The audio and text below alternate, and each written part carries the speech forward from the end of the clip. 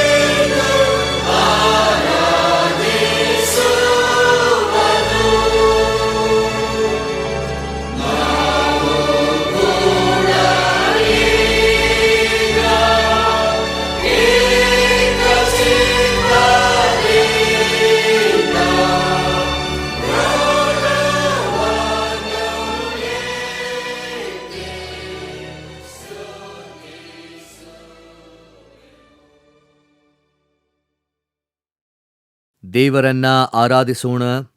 ಆರಾಧನಾ ಕ್ರಮ ಪುಸ್ತಕ 3ನೇ ವಿಧಾನದ ಮೊದಲನೆಯ ಭಾಗವನ್ನು ಅನುಸರಿಸೋಣ. ಆರಾಧನೆಯ ಕ್ರಮ ಪುಸ್ತಕ 3ನೇ ವಿಧಾನದ ಮೊದಲನೆಯ ಭಾಗವನ್ನು ಅನುಸರಿಸೋಣ. ಕೃತಜ್ಞತಾ ಸ್ತುತಿಯೊಡನೆ ಆತನ ಮಂದಿರ ದ್ವಾರಗಳಿಗೂ, ಕೀರ್ತನೆಯೊಡನೆ ಆತನ ಅಂಗಳಗಳಿಗೂ ಬನ್ನಿರಿ. ಆತನ ಉಪಕಾರ ಸ್ಮರಿಸಿರಿ, ಆತನ ನಾಮವನ್ನು ಕೊಂಡಾಡಿರಿ. ಕರ್ತನು ಒಳ್ಳೆಯವನು, ಆತನ ಕೃಪೆಯು ಯುಗಯುಗಕ್ಕೂ, ಆತನ ಸತ್ಯತೆಯು ತಲಾಂತರಕ್ಕೂ ಇರುವವು. ಬನ್ನಿರಿ, ನಮ್ಮ ನಿರ್ಮಾಣಿಕನಾದ ಕರ್ತನಿಗೆ ಸಾಷ್ಟಾಂಗವೆರಗಿ ಆರಾಧಿಸೋಣ. ಆತನು ನಮ್ಮ ದೇವರು, ನಾವು ಆತನು ಪಾಲಿಸುವ ಪ್ರಜೆಯು, ಆತನ ಕೈಗಳಿರುವ ಹಿಂಡುವಾಗಿದ್ದೇವೆ. ಕರ್ತನ ಪರ್ವತವನ್ನ ಹತ್ತತಕ್ಕವನು ಯಾರು? ಆತನ ಪವಿತ್ರ ಸ್ಥಾನದಲ್ಲಿ ನಿಲ್ಲುವುದಕ್ಕೆ ಎಂತವನು ಯೋಗ್ಯನು? ಯಾವನು ಅಯೋಗ್ಯ ಕಾರ್ಯಗಳಲ್ಲಿ ಮನಸ್ಸಿಡದೆ, ಮೋಸ ಪ್ರಮಾಣ ಮಾಡದೆ, ಶುದ್ಧ ಹಸ್ತವೂ ನಿರ್ಮಲ ಮನಸ್ಸು ಉಳ್ಳವನಾಗಿದ್ದಾನೋ ಅವನೇ. ಕರ್ತನಾದ ನಮ್ಮ ದೇವರು ಕರುಣಿಸುವವನು, ಕ್ಷಮಿಸುವವನು ಆಗಿದ್ದಾನೆ. ನಾವು ಆತನಿಗೆ ತಿರುಗಿ ಬಿದ್ದೆವಲ್ಲ. ಕರ್ತನಾದ ನಮ್ಮ ದೇವರ ಮಾತನ್ನ ಕೇಳಲಿಲ್ಲ. ತನ್ನ ಸೇವಕರಾದ ಪ್ರವಾದಿಗಳ ಮೂಲಕ ನಮಗೆ ಗೊತ್ತು ಮಾಡಿದ ಧರ್ಮ ಮಾರ್ಗದಲ್ಲಿ ನಡೆಯಲಿಲ್ಲ. ಕುಗ್ಗಿದ ಮನಸ್ಸೇ ದೇವರಿಗೆ ಇಷ್ಟಯಜ್ಞ. ದೇವರೇ ಪಶ್ಚಾತ್ತಾಪದಿಂದ ಜಜ್ಜಿ ಹೋದ ಮನಸ್ಸನ್ನು ನೀನು ತಿರಸ್ಕರಿಸುವುದಿಲ್ಲ.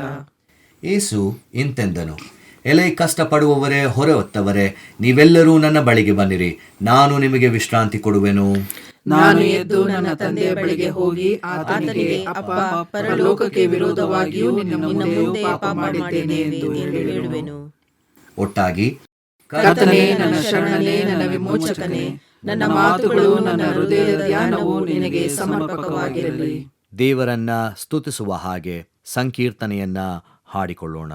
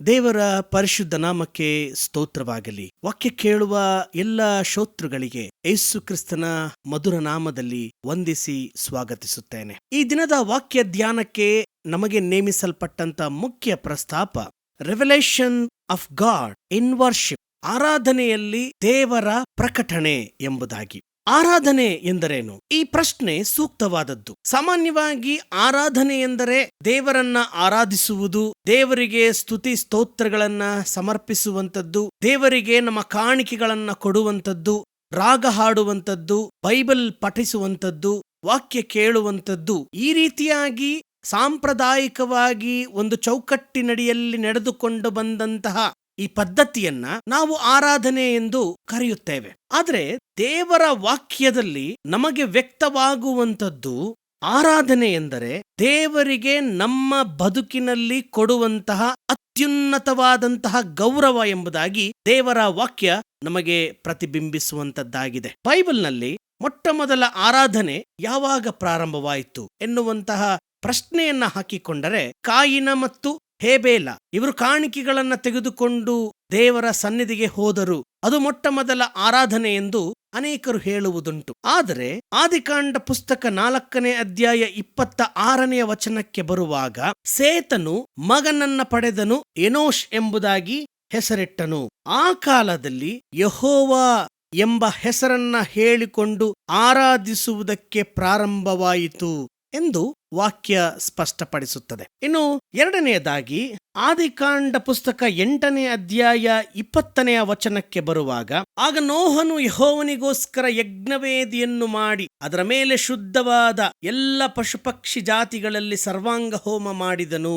ಯಜ್ಞವೇದಿಯನ್ನ ಕಟ್ಟಿ, ಅಂದರೆ ಆಲ್ಟರನ್ನ ಕಟ್ಟಿ ಆರಾಧನೆ ಪ್ರಾರಂಭವಾದದ್ದು ನೋಹನ ಕಾಲದಲ್ಲಿ ಎಂಬತಕ್ಕಂಥ ಸಂಗತಿಯನ್ನ ಆದಿಕಾಂಡ ಪುಸ್ತಕ 8ನೇ ಅಧ್ಯಾಯ 20ನೇ ವಚನ ಸ್ಪಷ್ಟಪಡಿಸುವಂತದ್ದಾಗಿದೆ. ಆರಾಧನೆ ಎಂದರೆ ಯಜ್ಞವೇದಿಯನ್ನ ಕಟ್ಟಿ ಯಜ್ಞವನ್ನ ಸಮರ್ಪಿಸುವುದಾ, ಇಲ್ಲವೇ ಕಾಣಿಕೆಗಳನ್ನ ತೆಗೆದುಕೊಂಡು ಯೆಹೋವನಿಗೆ ಹಾಕುವುದಾ, ಇಲ್ಲವೇ ಯೆಹೋವ ಎನ್ನುವಂತ ಹೆಸರನ್ನ, ಅಂದ್ರೆ ಈಗ ಯೇಸು ಎನ್ನುವಂತ ಹೆಸರನ್ನ ಹೇಳಿಕೊಂಡು ಆರಾಧಿಸುವಂಥದ್ದು ನಿಜವಾದ ಆರಾಧನೆಯ?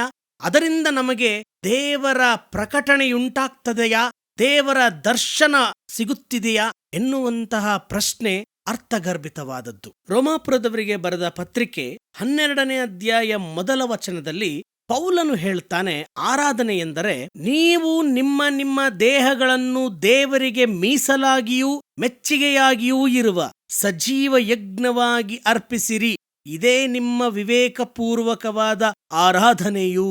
ಪೌಲನು ಒಬ್ಬ ಪರಿಸಾಯನ ಹಿನ್ನೆಲೆಯಲ್ಲಿ, ಯಹೂದ್ಯ ಧಾರ್ಮಿಕವಾದ ಹಿನ್ನೆಲೆಯಲ್ಲಿ ಬಂದಂತಹ ವ್ಯಕ್ತಿ ಕಾಣಿಕೆಗಳನ್ನ, ಯಜ್ಞಗಳನ್ನ ಸಮರ್ಪಿಸುವಂತಹ ಆರಾಧನೆಗೆ ಬದಲಾಗಿ ದೇಹಗಳನ್ನೇ ಸಜೀವವಾಗಿ ದೇವರಿಗೆ ಒಪ್ಪಿಸುವುದೇ ನಿಜವಾದ ಆರಾಧನೆ. ಇದೇ ವಿವೇಕಪೂರ್ವಕವಾದ ಆರಾಧನೆ ಎನ್ನುವಂತಹ ಅನುಭವಾಮೃತದ ವಾಕ್ಯವನ್ನ ತನ್ನ ಪತ್ರಿಕೆಯಲ್ಲಿ ವ್ಯಕ್ತಪಡಿಸುತ್ತಿದ್ದಾನೆ. ಹೌದು, ಕರ್ತನಲ್ಲಿ ಪ್ರಿಯರೇ, ಪ್ರಕಟಣೆಯ ಪುಸ್ತಕದಲ್ಲಿಯೂ ಕೂಡ ಆರಾಧನೆಯ ಬಗ್ಗೆ ಸವಿಸ್ತಾರವಾದಂಥ ದರ್ಶನಗಳನ್ನ ನಾವು ನೋಡಬಹುದು. ಅಲ್ಲಿ ಸಿಂಹಾಸನಾಧೀಶನಾದ ಯೇಸುವಿನ ಮುಂದೆ ಹಿರಿಯರು ತಮ್ಮ ಕಿರೀಟಗಳನ್ನ ತೆಗೆದು ಆತನ ಪಾದಕ್ಕೆ ಹಾಕಿದರು. ಇದರರ್ಥ total surrender themselves to the God, ಅಂದರೆ ತಮ್ಮ ಜೀವಿತವನ್ನ, ತಮ್ಮ ಬದುಕನ್ನ ದೇವರ ಮುಂದೆ ಶರಣಾಗತರಾದರು. ಇದನ್ನ ನಿಜವಾದ ಆರಾಧನೆ ಎನ್ನುವಂಥದ್ದು ಪ್ರಕಟಣೆ ಪುಸ್ತಕದಲ್ಲಿ ಬರುವಂತಹ ದರ್ಶನದ ವಾಕ್ಯವಾಗಿದೆ ಪ್ರಿಯರೇ. ಈ ನಿಟ್ಟಿನಲ್ಲಿ ಇಂದಿಗೆ ನೇಮಕವಾದಂತಹ ದೇವರ ವಾಕ್ಯದ ಮೂಲಕ ನಾವು ಕಂಡುಕೊಳ್ಳಬೇಕಾಗಿರುವಂತಹ ಸಂಗತಿ, ಇದಕ್ಕೆಂದೇ ನೇಮಕವಾದ ಹಳೆ ಒಡಂಬಡಿಕೆಯ ಭಾಗದಲ್ಲಿ ಅರಸುಗಳ ಪ್ರಥಮ ಗ್ರಂಥ 8ನೇ ಅಧ್ಯಾಯ 22ರಿಂದ 30 ವಚನಗಳು. ಈ ವಾಕ್ಯ ಭಾಗದಲ್ಲಿ ಸೊಲೊಮೋನನು ದೇವಾಲಯವನ್ನ ಪ್ರತಿಷ್ಠೆ ಮಾಡುವಂತಹ ಸಮಯದಲ್ಲಿ ಮಾಡುವಂತಹ ಪ್ರಾರ್ಥನೆ ಎಂಬುದಾಗಿ ಅರ್ಥೈಸಿಕೊಳ್ಳಬಹುದು. 22ನೇ ವಚನವನ್ನ ನಾವು ನೋಡುವುದಾದ್ರೆ, ತರುವಾಯ ಸೊಲೊಮೋನನು ಎಲ್ಲ ಇಸ್ರಾಯೇಲರ ಎದುರಿನಲ್ಲಿ ಯೆಹೋವನ ಯಜ್ಞವೇದಿಯ ಮುಂದೆ ನಿಂತು ಆಕಾಶದ ಕಡೆಗೆ ಕೈಗಳನ್ನೆತ್ತಿ ಹೀಗೆ ಪ್ರಾರ್ಥಿಸಿದನು. ಇಡೀ ವಚನ ಭಾಗ ಹೇಳುವಂಥದ್ದು ಸೊಲೊಮೋನನು ಮಾಡಿದಂತಹ ಪ್ರಾರ್ಥನೆ ಮತ್ತು ಅದಕ್ಕೆ ಪ್ರತಿಕ್ರಿಯೆಯಾಗಿ ದೇವರ ಪ್ರತಿಕ್ರಿಯೆ, ದೈವೋತ್ತರವನ್ನ ನಾವು ಗಮನಿಸಬಹುದು. ಆರಾಧನೆ ಎಂದರೆ ಪ್ರಾರ್ಥನೆ. ದೇವಾಲಯಕ್ಕೆ ನಾವು ಯಾಕೆ ಬರುತ್ತೇವೆ? ಪ್ರಾರ್ಥಿಸಲು ಬರುತ್ತೇವೆ. ಯೇಸು ಕ್ರಿಸ್ತನು ದೇವಾಲಯದ ಶುದ್ಧೀಕರಣದ ಸಮಯದಲ್ಲಿ ಹೇಳುವಂತ ಮೊದಲ ಮಾತು, ನಿಮ್ಮ ಯಜ್ಞಗಳು ಅಲ್ಲ, ನೀವು ಸಂಪಾದನೆ ಮಾಡುವಂತಹ ಹಣ ಅಲ್ಲ, ನಿಮ್ಮ ಅಸ್ತಿತ್ವಗಳಲ್ಲ, ನನ್ನ ಆಲಯ ಎಲ್ಲಾ ಜನಾಂಗಗಳಿಗೂ ಪ್ರಾರ್ಥನಾಲಯವೆನಿಸಿಕೊಳ್ಳುವಂಥದ್ದು. ಆರಾಧನೆ ಎಂದರೆ ಪ್ರಾರ್ಥನೆ. ಪ್ರಾರ್ಥನೆಯ ಮೂಲಕ ದೈವೋತ್ತರವನ್ನ ಪಡೆದುಕೊಳ್ಳುವಂಥದ್ದು. ಅದು ನಿಜವಾದಂಥ ದೇವರ ಪ್ರಕಟಣೆ ಎಂಬುದಾಗಿ ಹಳೆ ಒಡಂಬಡಿಕೆಯ ಭಾಗ ನಮಗೆ ಹೇಳುವಂತದ್ದಾಗಿದೆ. ಇದಕ್ಕೆ ಅನುರೂಪವಾಗಿ ಅಪೊಸ್ತಲರ ಕೃತ್ಯಗಳು 3ನೇ ಅಧ್ಯಾಯ 1ನೇ ವಚನವನ್ನ ನಾವು ನೋಡುವುದಾದರೆ, ಒಂದಾನೊಂದು ದಿವಸ ಪೇತ್ರ ಯೋಹಾನರು ಮಧ್ಯಾಹ್ನದ ಮೇಲೆ 3 ಗಂಟೆಗೆ ನಡೆಯತಕ್ಕ ಪ್ರಾರ್ಥನೆಗಾಗಿ ದೇವಾಲಯಕ್ಕೆ ಹೋಗುತ್ತಿರಲು. ಇಲ್ಲಿ ಯಾವುದಕ್ಕೋಸ್ಕರ ಶಿಷ್ಯರು ದೇವಾಲಯಕ್ಕೆ ಹೋಗುತ್ತಾ ಇದ್ದಾರೆ? ಆರಾಧನೆಗಾಗಿ ಇರಬಹುದು, ಆದರೆ ವಾಕ್ಯ ಬಹಳ ಸ್ಪಷ್ಟ, ಪ್ರಾರ್ಥನೆಗಾಗಿ. ಕರ್ತನಲ್ಲಿ ಪ್ರಿಯ ಸಹೋದರ ಸಹೋದರಿ, ಆರಾಧನೆ ಎಂದರೆ ಪ್ರಾರ್ಥನೆಗೆ ನಾವು ಅತ್ಯುನ್ನತವಾದಂತಹ ಸ್ಥಾನವನ್ನ ಕೊಡತಕ್ಕದ್ದು. ಈ ಪ್ರಾರ್ಥನೆ ಸ್ವಾರ್ಥಪರ ಪ್ರಾರ್ಥನೆಯಲ್ಲ. ಸೊಲೊಮೋನನು ಮಾಡಿದಂತ ಪ್ರಾರ್ಥನೆ ಸ್ವಾರ್ಥಪರವಾದಂತ ಪ್ರಾರ್ಥನೆಯಾಗಿರಲಿಲ್ಲ. ನಿನ್ನ ಸೇವಕರು ಯಾರೇ ಆಗಿದ್ದರು, ನಿನ್ನ ಹೆಸರನ್ನ ಹೇಳಿಕೊಂಡು ಬಂದು ಇಲ್ಲಿ ಪ್ರಾರ್ಥಿಸುವುದಾದರೆ ನೀನು ಅವರಿಗೆ ಉತ್ತರ ಕೊಡು. ಪ್ರಾರ್ಥನೆಯ ಮೂಲಕ ಕ್ಷಮಾಪಣೆಯನ್ನ ಹೊಂದಿಕೊಳ್ಳುವಂಥದ್ದು, ಕ್ಷಮಾಪಣೆಯ ಮೂಲಕ ದೇವರನ್ನ ನೋಡುವಂಥದ್ದೇ ನಿಜವಾದ ಆರಾಧನೆ. ಯೆಶಾಯನ ಪ್ರವಾದನ ಗ್ರಂಥ 6ನೇ ಅಧ್ಯಾಯ ಮೊದಲ 8 ವಚನಗಳಲ್ಲಿ ನಮ್ಮ ಆರಾಧನೆಯ ಪ್ರತಿರೂಪವನ್ನ ನಾವು ನೋಡಬಹುದು. ಯೆಶಾಯನಿಗೆ ಉಂಟಾದಂಥ ದೇವ ದರ್ಶನ ಸ್ತೋತ್ರದ ಮೂಲಕ ದೇವರ ಸ್ತೋತ್ರ ಮಾಡುವಂಥದ್ದು. ದೇವರ ದರ್ಶನದ ಅನುಭವವಾದ ಕೂಡಲೇ ನಾನೇನಾಗಿದ್ದೇನೆ ಎಂದು ಒಪ್ಪಿಕೊಳ್ಳುವಂಥದ್ದು. ನಾನು ಹೊಲಸು ತುಟಿಯವನು, ಅಯ್ಯೋ. ಆಗ ದೇವರಿಂದ ಪಾಪ ಕ್ಷಮಾಪಣೆ. ನಂತರದಲ್ಲಿ ದೇವರ ವಾಕ್ಯ, ಯಾರನ್ನ ಕಳುಹಿಸಲಿ, ಯಾವನು ನಮಗೋಸ್ಕರ ಹೋಗುವನು. ಇದು ದೇವರ ವಾಕ್ಯ ಪ್ರಸಂಗ. ಇದಕ್ಕೆ ಪ್ರತಿಕ್ರಿಯೆಯಾಗಿ ಯೆಶಾಯನು ಹೇಳುವಂಥದ್ದು, ಇಗೋ ನಾನಿದ್ದೇನೆ, ನನ್ನನ್ನ ಕಳುಹಿಸು. ಆರಾಧನೆಯಲ್ಲಿ ದೇವರ ದರ್ಶನವಾಗಬೇಕಾದರೆ ದೇವರ ವಾಕ್ಯಕ್ಕೆ ಪ್ರತಿಕ್ರಿಯೆಯಾಗಿ ನಮ್ಮ ಜೀವಿತಗಳನ್ನ, ನಮ್ಮನ್ನೇ ದೇವರಿಗೆ ಸಮರ್ಪಿಸಿಕೊಳ್ಳುವಾಗ ದೇವರು ನಮಗೆ ತನ್ನ ದರ್ಶನವನ್ನ ಅನುಗ್ರಹಿಸುತ್ತಾನೆ. ಪ್ರಿಯರೇ, ಒಂದು ಕಾಡಿನಲ್ಲಿ ಒಂದು ಜಿಂಕೆ ಇತ್ತು. ಜಿಂಕೆ ಎಂದ ಮೇಲೆ ಅದಕ್ಕೆ ಅಂದ ಉಂಟು, ಬಹಳ ಚಂದವಾಗಿತ್ತು. ಎಲ್ಲ ಪ್ರಾಣಿಗಳು ಆ ಜಿಂಕೆಯನ್ನ ಹೊಗಳುತ್ತಿದ್ದರು. ಇದಕ್ಕೆ ಜಂಬ ಬಂತು, ಮತ್ತಷ್ಟು ಗರ್ವದಿಂದ ಜೀವಿಸತೊಡಗಿತು. ತದನಂತರದಲ್ಲಿ ಜಿಂಕೆಯನ್ನ ಹೊಗಳುತ್ತಿದ್ದವರು ಆ ಹೊಗಳಿಕೆಯನ್ನ ಕಡಿಮೆ ಮಾಡಿದರು. ಆಗ ಜಿಂಕೆ ತನ್ನನ್ನ ತಾನು ಯೋಚಿಸತೊಡಗಿ ದೇವರಿಗೆ ತಪಸ್ಸು ಮಾಡಿ ದೇವರಿಂದ ಒಂದು ವರ ಕೇಳಿತು. ಏನು? ನನ್ನ ಮೈಯೆಲ್ಲ ಬಂಗಾರದ ಮೈಯಾಗಬೇಕು.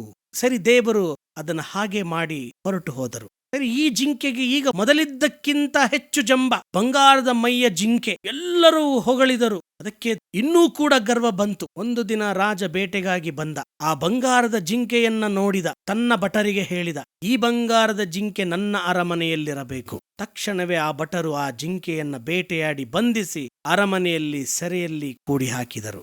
ಕರ್ತನಲ್ಲಿ ಪ್ರಿಯರೇ, ನಾವು ಮಾಡುವಂತಹ ಸ್ವಾರ್ಥದ ಪ್ರಾರ್ಥನೆ ಅನೇಕ ವೇಳೆ ನಮ್ಮನ್ನ ಬಂಧನಕ್ಕೆ ನಡೆಸುವಂತದ್ದಾಗಿದೆ. ಆದರೆ ನಾವು ಮಾಡುವಂತ ನಿಸ್ವಾರ್ಥದ ಪರಾರ್ಥದ ಪ್ರಾರ್ಥನೆ ನಮ್ಮನ್ನೂ ಸಹ ಬಿಡಿಸುವಂಥದ್ದು ಮತ್ತು ಇತರರಿಗೂ ಕೂಡ ನೆರವಾಗುವಂಥದ್ದು ದೇವರ ನಿಯಮ ಮತ್ತು ದೇವರ ಚಿತ್ತ. ದೇವಾಲಯದಲ್ಲಿ ವೈಯಕ್ತಿಕವಾದ ಪ್ರಾರ್ಥನೆಗಳಿಗಿಂತ ಸಾಮುದಾಯಿಕವಾದ ಪ್ರಾರ್ಥನೆಗಳಿಗೆ ಶಕ್ತಿ ಹೆಚ್ಚು. ನೀವು ವೈಯಕ್ತಿಕವಾಗಿ ಪ್ರಾರ್ಥನೆ ಮಾಡಬೇಕಾದ್ರೆ ನಿನ್ನ ಕೋಣೆಯೊಳಗೆ ಹೋಗಿ ಪ್ರಾರ್ಥಿಸು, ಏಕಾಂತದಲ್ಲಿ ಪ್ರಾರ್ಥಿಸು. ಆದರೆ ದೇವಾಲಯ ಎನ್ನುವಂಥದ್ದು ಸಾಮುದಾಯಿಕವಾಗಿ ಪ್ರಾರ್ಥಿಸುವಂಥದ್ದಕ್ಕೆ ಸೂಚನೆ. ನಾವು ಇತರರಿಗೋಸ್ಕರ ಮಾಡುವಂತಹ ನಿಜವಾದಂತಹ ಪರಾರ್ಥ ಪ್ರಾರ್ಥನೆಯೇ ನಿಜವಾದ ಆರಾಧನೆ ಎಂದು ಹಳೆ ಒಡಂಬಡಿಕೆಯ ಭಾಗ ನಮಗೆ ಸ್ಪಷ್ಟಪಡಿಸುವಂಥದ್ದಾಗಿದೆ.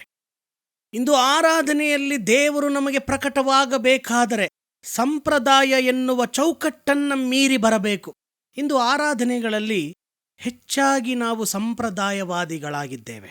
ಇದನ್ನ ಹೀಗೆ ಮಾಡಬೇಕು, ಈ ಪದ್ಧತಿಯನ್ನೇ ಅನುಸರಿಸಬೇಕು. 50 ವರ್ಷ 100 ವರ್ಷಗಳಿಂದಲೂ ಕೂಡ ಇದೇ ನಮ್ಮ ದೇವಾಲಯದಲ್ಲಿ ಇರುವಂಥ ಪದ್ಧತಿಯ ಆರಾಧನೆ, ಈ ಪದ್ಧತಿ ಇಲ್ಲದೆ ಆರಾಧನೆ ಇಲ್ಲ ಎನ್ನುವಂತಹ ಸಂಪ್ರದಾಯವಾದಿಗಳ ಕೈಯಲ್ಲಿ ನಮ್ಮ ಆರಾಧನೆ ಸಿಲುಕಿದೆ. ಸುವಾರ್ಥ ವೇದ ಭಾಗದಲ್ಲಿ ಯೇಸು ಸಭಾಮಂದಿರಕ್ಕೆ ಹೋದಾಗ, ಸಭಾಮಂದಿರ ದೇವರ ಆಲಯ, ಸಿನಗಾಗ್, ಅಲ್ಲಿ ಆತನ ಮೇಲೆ ತಪ್ಪು ಹೊರಿಸಬೇಕೆಂದು ಆಲೋಚಿಸಿ ಸಬ್ಬತ್ ದಿನದಲ್ಲಿ ಸ್ವಸ್ಥ ಮಾಡುವನೋ ಏನು ಎಂದು ಹೊಂಚಿ ನೋಡುತ್ತಾ ಇದ್ದರು. ಆರಾಧನೆಗೋಸ್ಕರ ಜನರು ಯಾಕೆ ಬರುತ್ತಿದ್ದಾರೆ? ಸ್ವಸ್ಥತೆ ಹೊಂದಲಿಕ್ಕಲ್ಲ, ಇನ್ನೊಬ್ಬರನ್ನ ದೂಷಿಸಲಿಕ್ಕೆ, ಇನ್ನೊಬ್ಬರ ಮೇಲೆ ತಪ್ಪು ಹೊರಿಸಲಿಕ್ಕೆ ಮತ್ತು ಇನ್ನೊಬ್ಬರ ಜೀವನದ ಕುರಿತು ಆಡಿಕೊಳ್ಳಲಿಕ್ಕೆ, ಇನ್ನೊಬ್ಬರ ಜೀವನವನ್ನ ಕಂಪ್ಯಾರಿಸನ್ ಮಾಡುವಂಥದ್ದಕ್ಕೆ ಜನರು ಬರುತ್ತಾರೆ ಎನ್ನುವಂಥದ್ದಕ್ಕೆ ಸಾಕ್ಷಿ. ಆದರೆ ಯೇಸುವಿನ ದೃಷ್ಟಿ ಯಾರು ಸ್ವಸ್ಥತೆಯನ್ನ ಬಯಸಿ ಬಂದಿದ್ದಾರೆ, ಯಾರು ಅಶಕ್ತರಾಗಿದ್ದಾರೆ ಮತ್ತು ಯಾರಲ್ಲಿ ನೋವಿದೆ ಎನ್ನುವಂಥ ಅಂತರಿಂದ್ರಿಯವನ್ನ ತಿಳುಕೊಳ್ಳುವಂಥದ್ದು ದೇವರ ಗುಣಲಕ್ಷಣ. ಕೈಬತ್ತಿ ಹೋದವನು ಎಂಬುದಾಗಿ ಹೇಳುವಾಗ ಕೇವಲ ಅದೊಂದು ಅನಾರೋಗ್ಯ, ಅಶಕ್ತತೆ ಅಲ್ಲ, ಬದಲಾಗಿ ಆತನ ಕೈ ದೇವರ ಸೇವೆ ಮಾಡಲಾಗದಂತೆ ಕಟ್ಟಿಹಾಕಿದ್ದಂತಹ ಬಂಧನದ ಸ್ಥಿತಿಗೆ ಹೋಲಿಕೆಯಾಗಿರುವಂಥದ್ದು. ಆತನ ಕೈ ಯಾವುದೇ ರೀತಿಯಲ್ಲಿಯೂ ಕೂಡ ಮೇಲೆ ಬರಲು ಸಾಧ್ಯವಿಲ್ಲದಂತ ಸ್ಥಿತಿಯಲ್ಲಿ ಸಂಪ್ರದಾಯವೆನ್ನುವಂಥ ಬಂಧನದಲ್ಲಿ ಕಟ್ಟಿ ಹಾಕಲ್ಪಟ್ಟಿದ್ದಕ್ಕೆ ಸೂಚನೆಯಾಗಿದೆ. ಪ್ರಿಯರೇ, ಹಾಗಾದರೆ ಯೇಸು ಈ ಸಂಪ್ರದಾಯದ ಬಂಧನದಿಂದ ಹೊರತೆಗೆಯುತ್ತಾನೆ. ದೇವರು ದೇವಾಲಯದ 4 ಗೋಡೆಗಳನ್ನ ಮೀರಿದಂತವ, ದೇವರು ಸಂಪ್ರದಾಯವನ್ನ ಮೀರಿದಂತವ, ದೇವರು ಚೌಕಟ್ಟನ್ನ ಮೀರಿ ಕೆಲಸ ಮಾಡುವಂತಹ ಕರ್ತನು.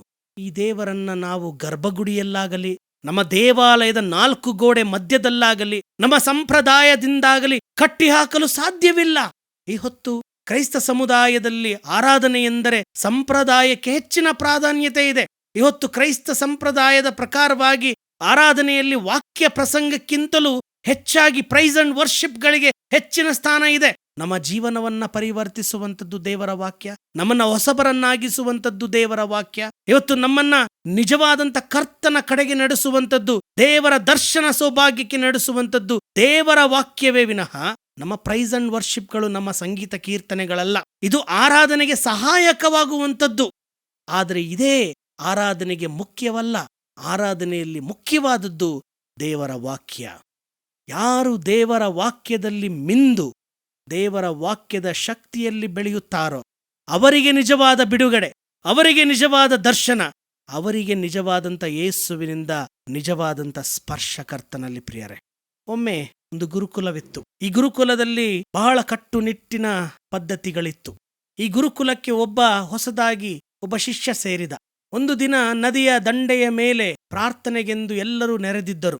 ಎಲ್ಲರೂ ಕಣ್ಗಳನ್ನ ಮುಚ್ಚಿದ್ದರು. ಗುರುಗಳು ಮಂತ್ರಗಳನ್ನ ಹೇಳಿಕೊಡುತ್ತಿದ್ದರು. ಆ ಸಮಯದಲ್ಲಿ ಎಲ್ಲರೂ ಭಯಭಕ್ತಿಯಿಂದ ಕಣ್ಗಳನ್ನು ಮುಚ್ಚಿರುವಾಗ ನದಿಯ ದಂಡೆಯಿಂದ ಕಾಪಾಡಿ ಕಾಪಾಡಿ ಎನ್ನುವಂತಹ ಒಂದು ಶಬ್ದ ಕಿವಿಗೆ ಬಿತ್ತು. ಆ ಸಮಯದಲ್ಲಿ ಎಲ್ಲ ಶಿಷ್ಯರು ಭಯದಿಂದ ಕಣ್ಣು ತೆರೆಯಲಿಲ್ಲ. ಕಣ್ಣು ತೆರೆದರೆ ಗುರುಗಳು ನಮ್ಮನ್ನ ಶಿಕ್ಷಿಸುತ್ತಾರೆ ಎನ್ನುವಂತ ಭಯ. ಆದರೆ ಹೊಸದಾಗಿ ಸೇರಿದಂತಹ ಈ ಶಿಷ್ಯ ಕಣ್ಣು ತೆರೆದು ಓಡಿ ಹೋಗಿ ನದಿಯ ಬಳಿ ಮುಳುಗುತ್ತಿದ್ದಂಥ ಒಬ್ಬ ವ್ಯಕ್ತಿಯನ್ನ ರಕ್ಷಿಸಿ ಹಿಂತಿರುಗಿ ಬಂದ. ಇಲ್ಲಿದ್ದಂತಹ ಹಳೇ ಶಿಷ್ಯಂದಿರು ಅವನನ್ನ ನೋಡಿ ಈಗ ನಿನಗೆ ಗುರುಗಳಿಂದ ಶಿಕ್ಷೆ ಕಾದಿದೆ ಎನ್ನುವಂತಹ ನಗುವನ್ನ ಬೀರುತ್ತಾರೆ. ಆಗ ಗುರು ಆತನನ್ನ ಕರೆದು, ಬೇಷ್, ನೀನು ನಿಜವಾದಂತಹ ಆರಾಧನೆಯನ್ನ ಮಾಡಿದೆ. ಈ ಜಗತ್ತಿನಲ್ಲಿ ಇರುವಂತಹ ಆರಾಧನೆ, ಉಪಾಸನೆ, ದೇವರ ನಾಮಸ್ಮರಣೆ ಇದೆಲ್ಲವುಗಳು ಕೂಡ ಮನುಷ್ಯನ ಪ್ರಾಣವನ್ನ ರಕ್ಷಿಸುವುದಕ್ಕಾಗಿ ನೇಮಿಸಲ್ಪಟ್ಟಂತದ್ದೇ ವಿನಃ ಸಂಪ್ರದಾಯವಲ್ಲ ಎನ್ನುವ ಹೊಸ ಪಾಠವನ್ನ ಆ ಶಿಷ್ಯನ ಮೂಲಕವಾಗಿ ಇಡೀ ಶಿಷ್ಯವೃಂದಕ್ಕೆ ಗುರುಗಳು ಪಾಠ ಮಾಡುತ್ತಾರೆ. ಪ್ರಿಯರೇ, ಈ ಹೊತ್ತು ಆರಾಧನೆ ಎಂದರೆ ಪ್ರಾಣವನ್ನ ಉಳಿಸುವಂಥದ್ದು. ಆರಾಧನೆ ಎಂದರೆ ನಮ್ಮನ್ನ ಸಮರ್ಪಿಸಿಕೊಳ್ಳುವಂಥದ್ದು. ಆರಾಧನೆ ಎಂದರೆ ನಾವು ದೇವರ ದರ್ಶನವನ್ನ ಕಂಡು ದೇವರ ಚಿತ್ತವನ್ನ ಮಾಡಲು ಬಲಗೊಳ್ಳುವಂಥದ್ದು. ಆರಾಧನೆ ಎಂದರೆ ನಮ್ಮನ್ನ ತಗ್ಗಿಸಲ್ಪಡುವಂಥದ್ದು. ಕಡೆಯ ವಚನ, ಯೋಹಾನನು ಬರೆದ ಸುವಾರ್ತೆ 3ನೇ ಅಧ್ಯಾಯ 30ನೇ ವಚನ. ನಿಜವಾದ ಆರಾಧನೆಯ ಅರ್ಥ, ಆತನು ವೃದ್ಧಿಯಾಗಬೇಕು, ನಾನು ಕಡಿಮೆಯಾಗಬೇಕು ಅಂದನು. ದೇವರಿಗೆ ಮಹಿಮೆಯಾಗಲಿ, ದೇವರ ಹೆಸರು ವೃದ್ಧಿಯಾಗಲಿ, ನಾವು ತಗ್ಗಿಸಿಕೊಳ್ಳೋಣ. ದೇವರ ವಾಕ್ಯವಿದು. ಆಮೆನ್. ದೇವರ ವಾಕ್ಯ ಸಂದೇಶವನ್ನು ಕೇಳಿದಂತ ನಾವು ನಮ್ಮ ನಂಬಿಕೆಯನ್ನ ದೃಢಪಡಿಸಿಕೊಳ್ಳುವ ಹಾಗೆ ಅಪೋಸ್ತಲರ ವಿಶ್ವಾಸ ಸೂತ್ರವನ್ನ ಏಕ ಮನಸ್ಸಿನಿಂದ ಒಟ್ಟಾಗಿ ಅರಿಕೆ ಮಾಡೋಣ. ಪರಲೋಕ ಭೂಲೋಕಗಳನ್ನು ಸೃಷ್ಟಿಸಿದ ಸರ್ವಶಕ್ತನಾಗಿರುವ ತಂದೆಯಾದ ದೇವರನ್ನು ನಂಬುತ್ತೇನೆ. ಆತನ ಏಕ ಕುಮಾರನಾಗಿರುವ ನಮ್ಮ ಪ್ರಭುವಾದ ಯೇಸು ಕ್ರಿಸ್ತನನ್ನು ನಂಬುತ್ತೇನೆ.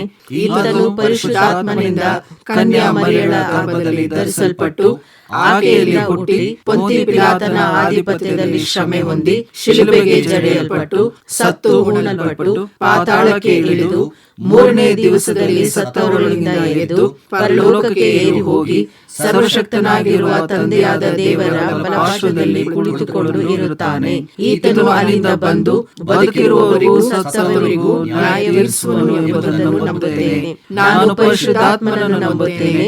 ಒಂದೇ ಪರಿಶುದ್ಧ ಕ್ರೈಸ್ತ ಸಭೆಯು, ಭಕ್ತರ ಅನ್ಯೋನ್ಯತೆಯು, ಪಾಪದ ಪರಿಹಾರವು, ದೇಹದ ಪುನರುತ್ಥಾನವು, ನಿತ್ಯ ಜೀವವು ಉಂಟೆಂಬುದನ್ನು ನಂಬುತ್ತೇನೆ.